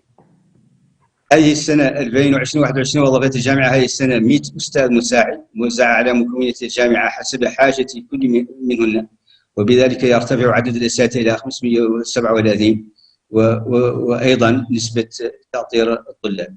ازداد عدد الطلاب أيضا هذه السنة حيث بلغ العدد الإجمالي للطلاب 20,000 في جامعتنا هذه السنة. التكوين والبحث: جامعة نواكشوط العصرية. دكتور محمد، أنا آسف للمقاطعة ولكن حضرتك يتبقى لحضرتك 3 دقائق، فهل ممكن سأسرع إن شاء الله نعدي الإحصائيات ونتكلم في الموضوع؟ والله إذن أبرز تحديات التحولات الرقمية، وأعرف ما هي التحول الرقمي. الجميع يتكلم عن التحول الرقمي. التحول الرقمي يطلق على العملية التي تقوم من خلالها المؤسسة بدمج التقنيات الرقمية بشكل كامل في جميع أنشطتها. وهنا أعني بالمؤسسة ليست مؤسسات ليز انتربريز اللي هم شراكة، ولكن المؤسسة هنا أعني بها مؤسسات جامعية. تتناول الموضوع حسب المؤسسات الجامعية. بدأ التفكير حول إدخال التكنولوجيا الرقمية في أواخر التسعينات مع تطور التعليم الإلكتروني المعروف بإي-ليرنينج، الذي يركز على المتعلم حيث يسمح له بالتفاعل مع الأستاذ ومع أقرانه. ومنذ 2010 شهدنا تسارعا كبيرا جدا في التكنولوجيا الرقمية، بما ذلك ظهور ظاهرة موك اللي هو التعليم الحر عن بعد، ويتميز هذا أساسا من خلال قوة انتشارها. السؤال: ما يجب القيام به لتنفيذ التحولات الرقمية في التعليم العالي؟ تتمثل تعبئة الأدوات الرقمية وتطوير استخداماتها في مجالات الإدارة والتكوين والبحث تحديا مجتمعيا وأكاديميا كبيرا. فعلا على مستوى التعليم العالي أصبحت التكنولوجيا الرقمية شرطا لدعم الأهداف الجامعية والتغيرات السريعة في البيئات التكنولوجية التي يتطور فيها الأساتذة والموظفين والطلاب يوميا، وهذا في وقت يستدعي فيه إنتاج بيانات ضخمة وسائل جديدة للتحليل. لكي تنجح المؤسسات التعليمية في الانتقال إلى التعليم الرقمي ينبغي لها أن تتجاوز هذه التحديات. أولا، تطور معداتها ومبانيها، حيث يجب تكييف المباني والمرافق مع التطورات الرقمية لكل منشأة. تمكين المدرسين بتملك الممارسة الجديدة، التدريب المختلط والتربية العكسية واستخدام الشبكات الاجتماعية والصفوف الافتراضية والمنات وإلى ذلك. يجب ضمان النفاذ إلى الإنترنت ذات النطاق العريض في جميع مواقع التعليم العالي. ينبغي تطوير نظم المعلومات والتسجيل لكي تستجيب للاحتياجات، ووضع خطط للتنسيق الرقمي داخل كل مكونة. يتم تطوير هياكل الدعم التعليمي والتقني وتعميم وتطوير الخدمات الجامعية التعليمية. سريعا، تجربة جامعة نواكشوط العصرية في التعليم الرقمي هي تجربة يمكن أن يقال أنها متواضعة جدا. على غرار بعض الجامعات الإفريقية استفادت من برنامج الجامعة الافتراضية الإفريقية من خلال مركزها الذي يوجد بنواكشوط. وقد حققت الجامعة الافتراضية الإفريقية بالتعاون مع كلية العلوم والتقنيات آنذاك تسجيل وتكوين عن بعد مجموعة من الطلاب الموريتانية في شهادة البكالوريوس في المعلوماتية بالتعاون مع جامعة لافال في كندا، وتكوين مستمر لبعض الموظفين في المعلوماتية. تطوير طاقم مكون من إداريين وأساتذة لتسيير التعليم الرقمي بالتعاون مع الجامعة الكندية أوتاوا. استفادت أيضا من برامج بيكوزلان. بما يخص البنية التحتية، تم تشييد مركز للتعليم الرقمي تابع للجامعة وممول من طرف البنك الدولي. بسبب ظهور مرض كورونا، بادرت إدارة التقنيات المعلومية والاتصالية الوطنية بالتعاون مع الجامعة لاستخدام منصات رقمية اللي هي زوم وميت، جوجل ميت، حرة لتمكين الطلاب من متابعة دراستهم في الفترات التي أغلقت فيها المؤسسة. الخلاصة: تطور التربية الرقمية هو حديث جدا بالنسبة للعالم وخاصة بالنسبة لنا، وفي هذه المرحلة يتم نشرها بعد في جميع المؤسسات التعليمية وخاصة مؤسساتنا، لأنها تثير التساؤلات ويمكن أن تسبب القلق خاصة في صفوف الناشطين في التعليم. وهذه المخاوف مشروعة، لأن كل التطورات الرقمية في التعليم العالي لا يمكن التنبؤ بها. ومن يستطيع أن يقول اليوم أن موك التي تظهر على أنها أحدث جيل من الجامعات الرقمية سوف توجد في نفس الشكل في غضون سنوات قليلة. ومن حيث تعميم التجارب، يجب تقييم التجارب التعليمية الرقمية مثل الأقسام العكسية أو التربية العكسية والتربية بإعداد مشاريع، وكذلك أدوات التقييم المتعلمين من خلال الأدوات الرقمية. ولا يمكن أيضا أن يكون هناك استخدام حقيقي لتكنولوجيا المعلومات والاتصالات في التعليم العالي دون تغيير تعليمي، ولا يمكن أن يتم ذلك بدون تدريب الطاقم التعليمي وإعادة التنظيم الإداري للمؤسسات.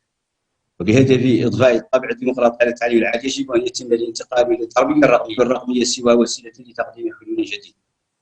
وشكرا. شكرا دكتور محمد.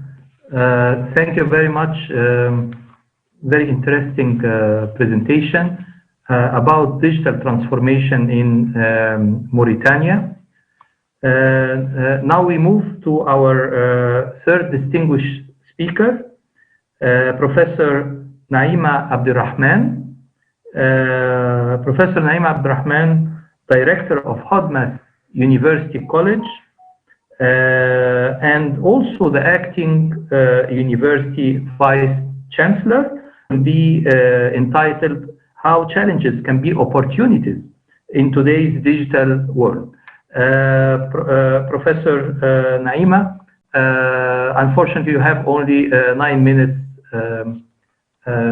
due to the time constraints. Thank you so much. Please go ahead.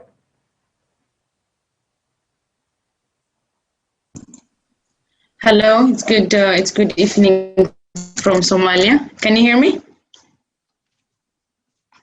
Yes, we can hear you. Good evening.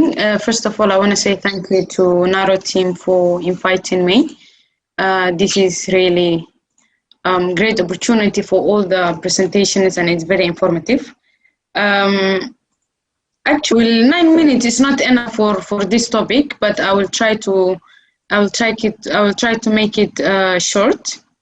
If you could give me a second, I'm trying to open my presentation.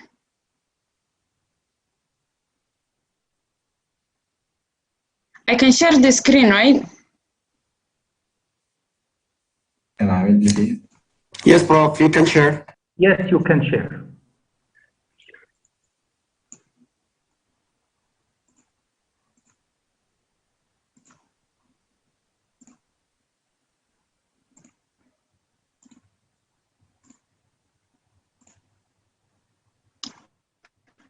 I hope you can see it. First of all, HOTMAS is a new higher education institution in Somalia. The idea was generated by a group of young generations, and Somalia is one of those countries in Africa where the biggest age group is age of 18 to 35. And the whole idea came programs that are not existing in the country. There are a lot of opportunities and challenges at the same time, which happens in a parallel way. But looking in the digital aspect of it, I will try to make like a couple of points about the challenge and opportunities.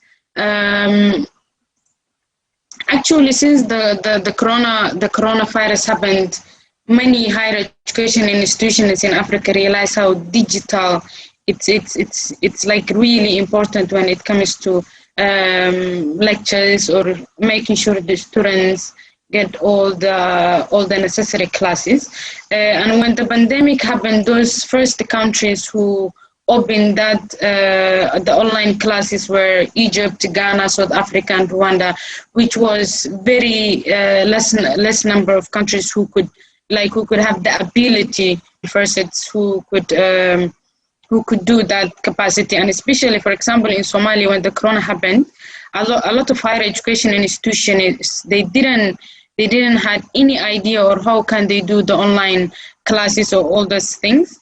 And some of those things that also was another issue was how the lectures were like more into traditional ways, like old professors who know only the traditional way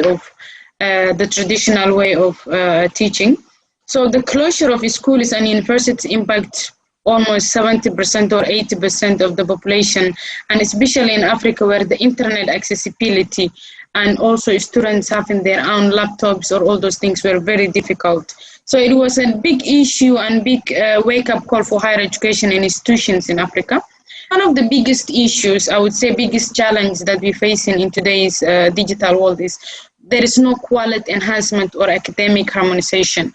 For example, like institutions in Somalia, every institution in the country have their own curriculum, their own way of checking the quality assurance and all those things. So within the country, the universities, unifying it's like it was big absence. For example, you're a student in university, you don't have rights to any other university, or you graduate from this institution, and then, for example, if you finish Bachelor of Business, every institution have their own way, their own target in each faculty. So which creates that universities have different targets, different policies, and then it will harm mainly to the student. And this is also a factor that affects, I would say, many regions in Africa or throughout the continent, because we have different academic policies, the quality assurance issues, and all those things. So one thing that we need first is to focus on what are our priorities and what we need when we build in our curriculums and academic policies. The other major issue we have in Somalia, and that can exist throughout the continent, is that there is no needs, as many countries, in a focus of choosing their own courses or their own degrees that they want to provide. Assessment, what are the right courses we need to provide, what are the courses that we need to get new students. So for example, in institutions like HOTMAS, for example, now We digital business, we introduced smart organic farming and all those things related to agriculture and technology. But the biggest issue that we're facing is that students in high school, when they graduate, they don't understand those courses. So when the kid is 18 years old and you suggest Bachelor of Digital Business, they can understand business administration or business management in the traditional way. So the kids they're not understanding the need of digital or technology, and the institutions are not showing that, and there is no connection between the university, for example. So there is no assessment for all those things, and there is no indicator that can say there is a gap in this department. For example, there is a gap in information security and cyber security in the country. Now let us focus on cyber security. So I would say one of those biggest issues that we need to do needs assessment, that we prioritize the courses that we offer to the students based on the regions. Like, for example, Somali agriculture is one of the biggest factor when it comes to our GDP and economics. But the institutions who offer agriculture-related technology programs like food science and technology, smart organic farming, and that causes because the Minister of Higher Education, the center that's supposed to control and to realize the gap between the market and institutions are not there. So needs assessment is needed throughout the continent, where we can say, I want to study in this course. I know, for example, Egypt or Morocco, this course is advanced in that region. So you know that this need is there. And then, so throughout the continent, the institutions somehow will be connected in a way that we know who and which university it's good in that major. The third point is lack of technology facilities. There's a lot of universities and big institutions in Africa, but the ICT, the infrastructure, the contents that we give to students, the skills that we provide, it's not up to date. Like, for example, when Corona happened, there were a lot of students who had no idea how to use basic computer skills, and some of them were even in their final year. So that's when the reality shined. So I would say, if we're talking about digitalization of all those things, what we need to focus on, what are the required facilities we need to have in order to adapt to this new environment or this world that's changing day by day. So I would say, when it comes to revolution, there is no resources. There is a lack of high-skilled ICT communities in Africa who are connected. For example, there is British Computing Society, there is American Computing Society, but in Africa, we don't have such things. So the content and the skills we teach, or the capacity of our institution, it's not up to date. So the many developed and many big institutions have the capacity, but it's just them. For example, if I go to South Africa or Egypt or Morocco, there is big institutions that have all the facilities ready. But then those countries like Somalia, who have, who are changing now and realizing how the world is evolving, we don't have the facility. We cannot maybe get the resources we need, maybe the knowledge we need, the information we need. So that creates gap, the institutions within the country and throughout the region. The fourth thing is lack of innovation and entrepreneurial mindset. This entrepreneurial mindset is one of our, it's one main factor in our academic policy, that each faculty have their own agendas and their own structures, how to have entrepreneurial mindset in that department. So we train the faculty based on that, so they can start building that mindset from the first semester. So it can help the students to have that mindset from the first day until they graduate, so that they can create something that's very innovative and it's related to the country needs. So there's a lot of young minds in who are studying in universities now, but that mindset is not there. It's okay to be entrepreneurial university or to create a center that helps students to be entrepreneurs and create something, but the mindset is not existing in Africa. Like, we want to be very active in the world and how things are changing, but socially, especially in Somalia, there is financial barriers, there is lack of information, there is lack of research, there is a lot of things that stops to create that and to reach that innovative an entrepreneurial mindset, it must be something that starts within the institutions, whether even if there is no funds, you can start building the mindset. So tomorrow when you get funds, you know where to implement that resource that you receive. Professor one of those opportunities. Interrupt you, but you have less than a minute.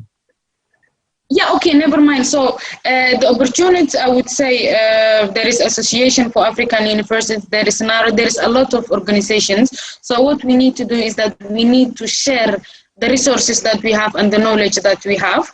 I would say the other thing we need to do is we need to have technology implementation where ICT topics and programs are valid from primary school to high school to university level. So everybody will have right to have basic knowledge in ICT. I would say funds and accessibility of resources are lacking. Some countries, their GBD is really, like higher education is one of the biggest factors that they get from their GDP. So what we need to do is, like, for example, if a country like Egypt or Morocco that we look into when we talk about higher education, for them to share the funds with us and be like, if this institution in Somalia focusing in this department, we have these funds that we need to work together, so that it creates that we share the resources where it is.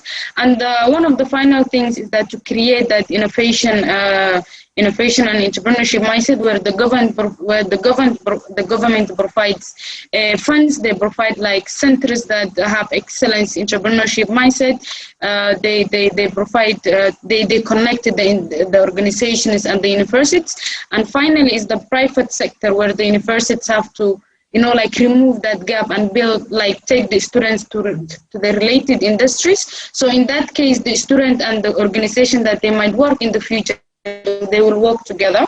What we also need to do is that we need to have external bodies that are not under the government nor the universities who can give implementations to the entrepreneurship mindsets and digital capacities that we have, and then divide into all the institutions, whether it's government universities or public universities.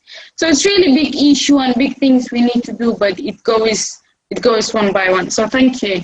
Thank you, Professor Naima, and I salute you for all those efforts in Somalia.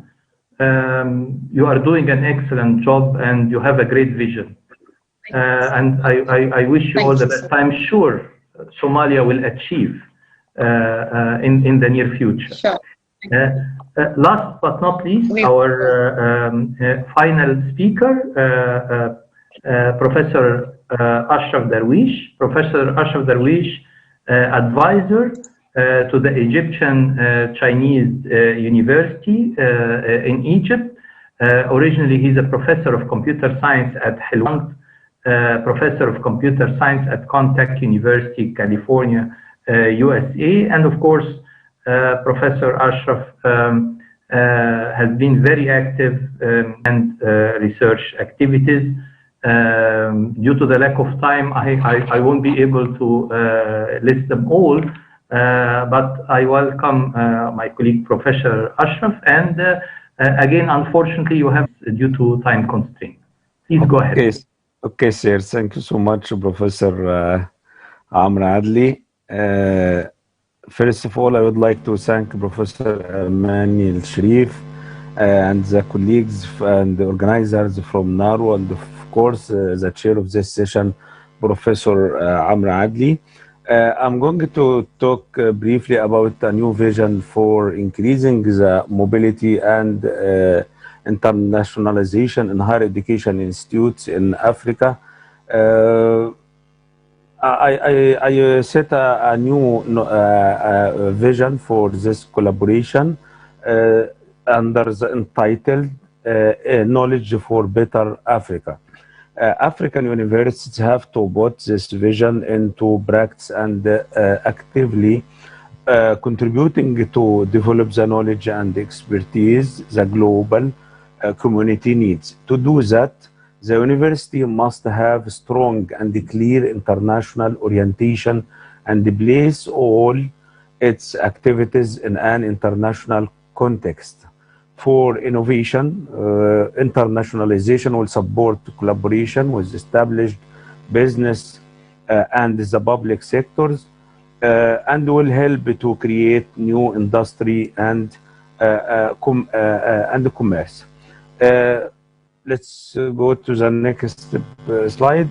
For education and the learning environment, internationalization will contribute to the education of outstanding graduates, boost the quality of education and learning environment. For research and innovation, international collaboration will be a tool to develop researchers and excellent research environments to improve the overall quality of research and across as different disciplines. Here, I'm going to talk about briefly the role of African Union of Universities.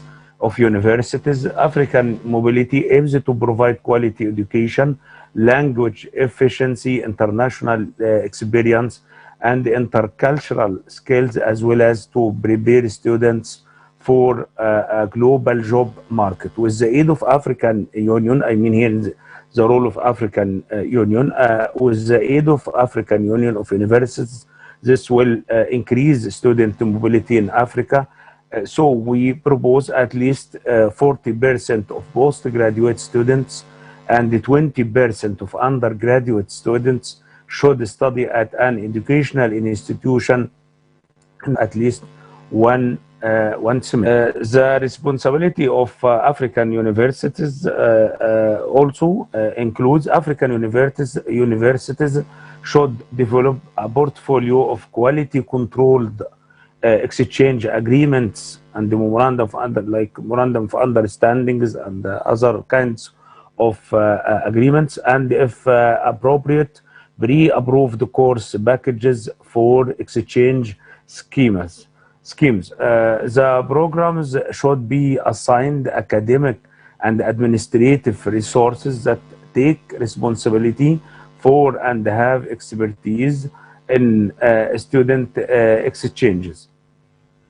African universities should facilitate international exchanges of less than 3 months and should work towards recognition of these shorter international visits as exchange visits. Students with disabilities, we should not forget about them. Students with disabilities face during periods of study in other countries of Africa and develop measures to facilitate exchanges specifically for these students. Teaching at the O level in Africa should generally be in English.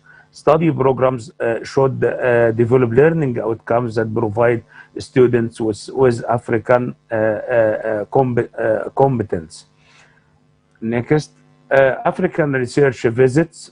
African research visit via sabbaticals are an effective tool for this collaboration as well.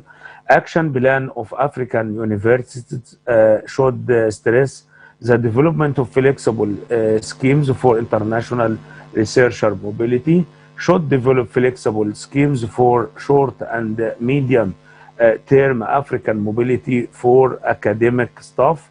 PhD candidates and postdoctoral fellows should therefore be brought into the international research community as early as possible. African universities should develop good academic and practical arrangements for international visiting scholars where the hostess functions are clearly defined. African universities should consider suitable accommodation facilities for international visiting scholars. Research groups in Africa should, for example, I have myself a research group, and I'm working on collaborating with some colleagues from Africa and Arab countries, African and Arab countries.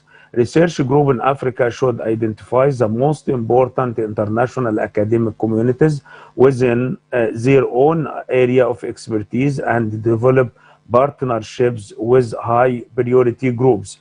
Universities should give priority to collaboration with selected institutions in both Africa and the rest of the world. African universities should develop long-term collaboration with international research infrastructures.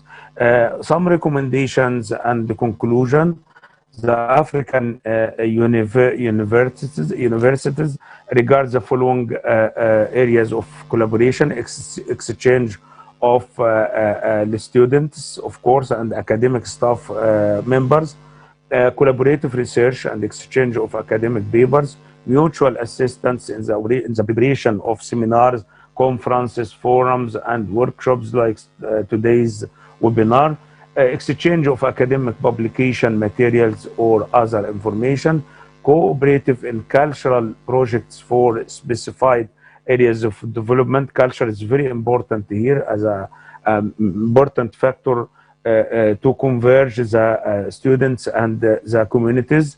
Opportunities for other forms of cooperation, such as summer program and study tour.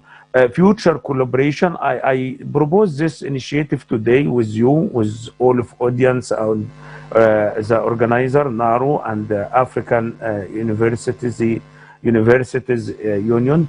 I propose the fourth generation of African universities. It is called now the fourth generation of universities. This kind of universities depends on artificial intelligence, Internet of Things, or we can call it as emerging technology, like Internet of Things, blockchain technology, cloud computing, fog computing, and many other technologies. I prepared myself proposal for the fourth generation university, and I would be happy to collaborate with NARO or with the African University or Universities Union to perform or to implement this proposal in the near future. Thank you so much for your attention, and welcome for any questions. Thank you, Professor Am, so much. Thank you very much, Professor Ashraf. Very interesting presentation, and of course, the vision is clear. Thank you so much. Thank you. Professor Amani, do we have opportunities to hear from students, or should I move to the closing remarks? To introduce the student. It's only 6 minutes feedback from students. Sure. So if we would like to hear from the students, of course. So I think we. Well, my name is Ibrahim Jibril Ali, a Nigerian by nationality. I study in Al-Azhar University Faculty of Mass Communication. It is a great honor and pleasure to be a recipient here in Association of African Universities. I am here to talk about technology, digitalization. So if we talk about digitalization, as we can see, even the word itself, we are in the century of technology. This 21st century, we're in the century of technology, and with only exercise our technology so that we can be able to exercise our technical skills. So as we have all known, the African universities, particularly Egyptian universities, have made an extraordinary achievements towards this digitalization. In the previous year, 2020, and this year, 2021, a specific system in order to digitalize the education. They have made exams, they have made their tests, all of them online. So we are getting so many advantages in this digitalization, and one of the advantages we gain in this digitalization save our money, of course, from transportation. Then it saves our time so that we have ability to study at home. With only digitalization, we can know that we are in the century of technology.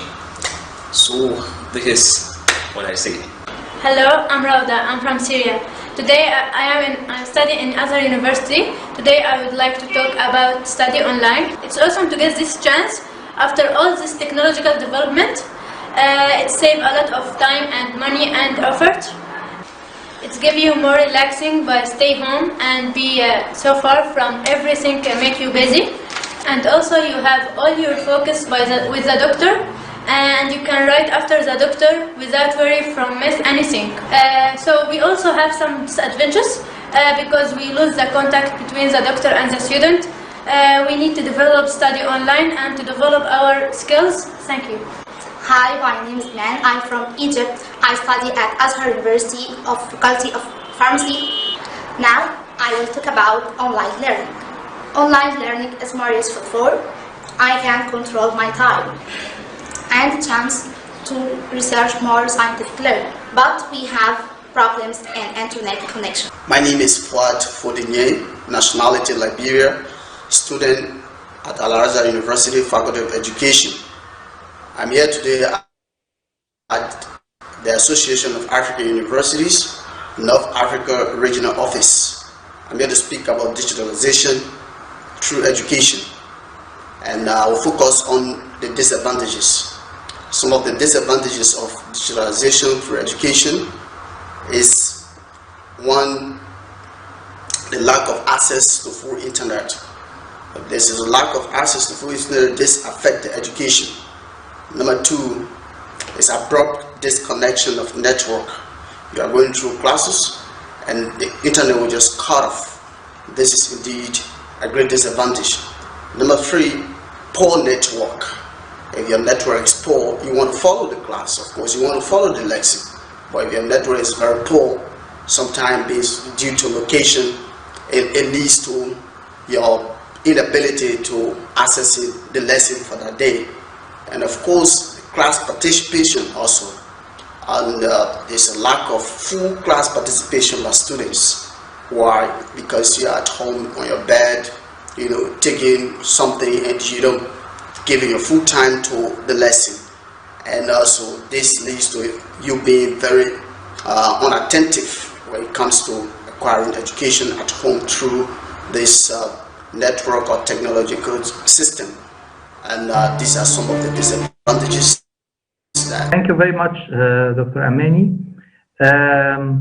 Okay, I actually very interesting remarks, of course, from our young generation, our students.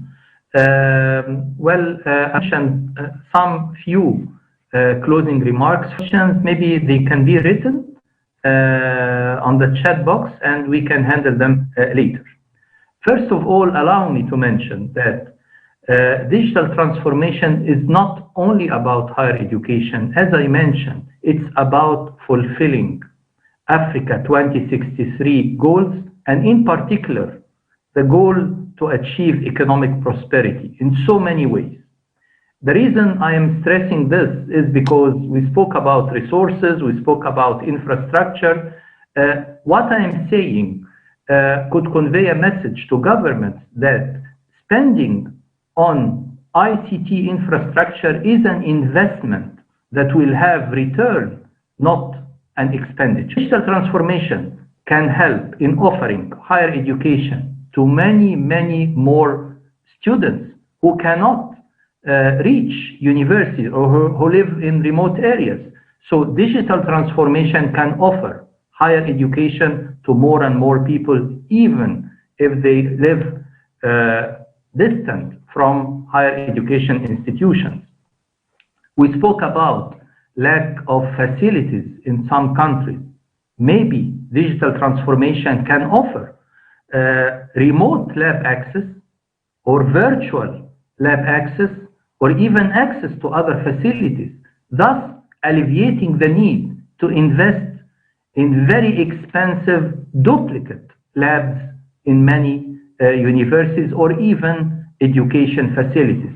There might be a way to do that. And I know that there are many universities in Europe already offering remote lab access.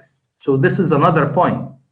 The third point is that we spoke about mobility. We spoke about the ease of African students to move from one university in one nation to another. One of the biggest obstacles is making sure that the certification or the transcripts are accurate. Well, digital transformation is not only in teaching, it could be in higher education management.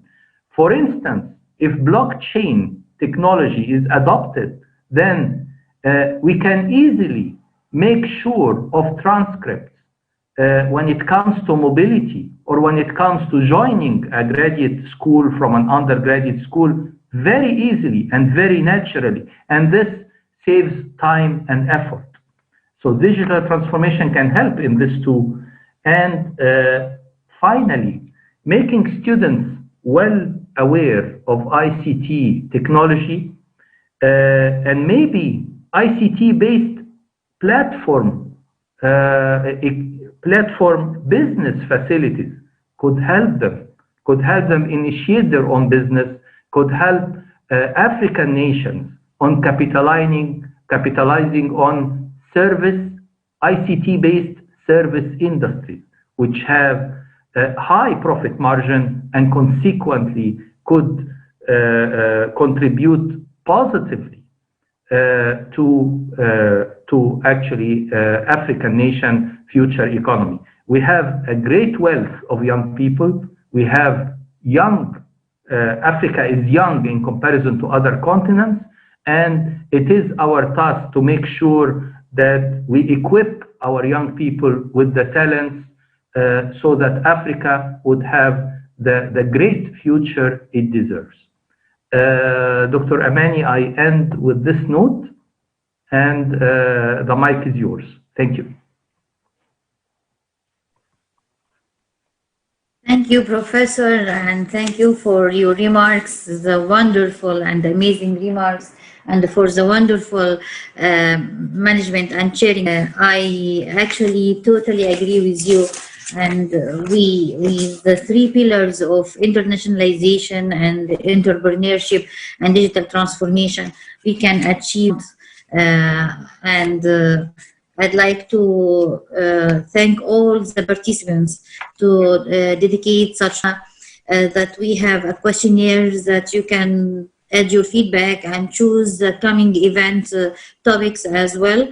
And by the way, Professor Shinnawi is advisor for the Minister of Higher Education in Egypt, apologized for the internet errors, and he sent his presentation about internationalization in Egypt higher education, and it will be uploaded with other presentations on NARO website.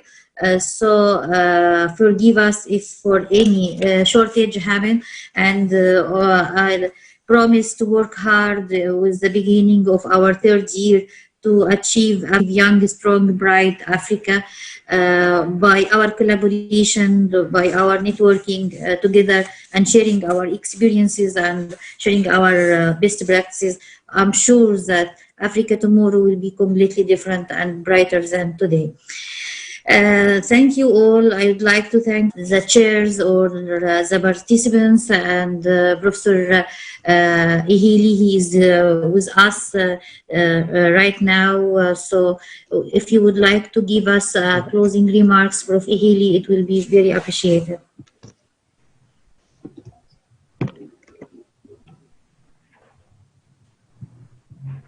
Can you unmute yourself, Prof. Ihili? Muhammad, can IT unmute Prof. Ihili, please? Okay. Yes. Okay. Thank you, Professor Amani. Distinguished participants, to thank all participants for their time, their active discussion, comments, inputs, and finally sharing of information. I would like to congratulate all presenters of the three sessions. Also congratulate the dynamic chairpersons of the three sessions. You will all agree with me that everything went well, and I would like to commend Professor Amani and his team. Well done, Professor Amani. I would like to also thank Professor Amani for all achievements realized in NARO within 2 years. And you can video of the realizations since the inauguration of NARO, and you can agree with me that the work done there is very huge. Thank you, Professor Mani. Thank you to your team, and congratulations once again. Also, finally, happy second anniversary of NARO. Note that I am very proud of you for all achievements you have performed. Thank you once again. And I wonder when will be our next webinar. I know within less than 1 month we will have another one. Thank you, Prof. And bye-bye. Thank you, Prof. Eheli, Secretary General of AAU, and our role model and leader and the driving force for the new era for AAU. And thank you all. And we are celebrating the second anniversary for North Africa Regional Office. But what is amazing is that we are celebrating with the rest of Africa. We have speakers from Central Africa, from West Africa, from East Africa as well. So this is linked Africa. This is what we are working to do. In Africa together, we are better and we are stronger. Thank you for all of you. And also I'd like to thank the magic team working in NARO, and we have the photo for the team. As you see, they are young, strong, resilient team working 24/7. I would like to thank all of them for their dedication. And I thank you all eminent professors for your time, for your actually, I couldn't find the words by the end of the second year because of your support. We exist because of your support, Professor Amr Adli, because of your support, Professor Mervat, because of your support, Professor Mahrasawi, because of your support, Professor Etienne Healy, because of the support of the wonderful people dedicated for Africa. We can be here today and we can be better tomorrow together. Thank you all, and wish to see you soon. And regarding your answer, Prof. Haley, the coming webinar will be soon.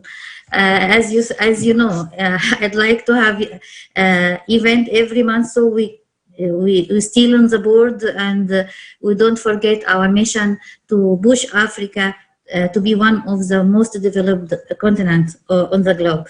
Thank you all, and the gentle reminder, because of the anniversary, we have 2 workshops for free. One for the Zotero application, how to arrange your reference in academic writing, and one for the how to broadcasting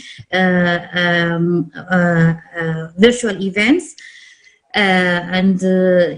The link for the 2 workshops will be on the chat box, so anyone would like to participate in these workshops, most welcome. Thank you all. Thank you very much. Thank you. Bye-bye. Bye-bye. Bye-bye. Bye-bye.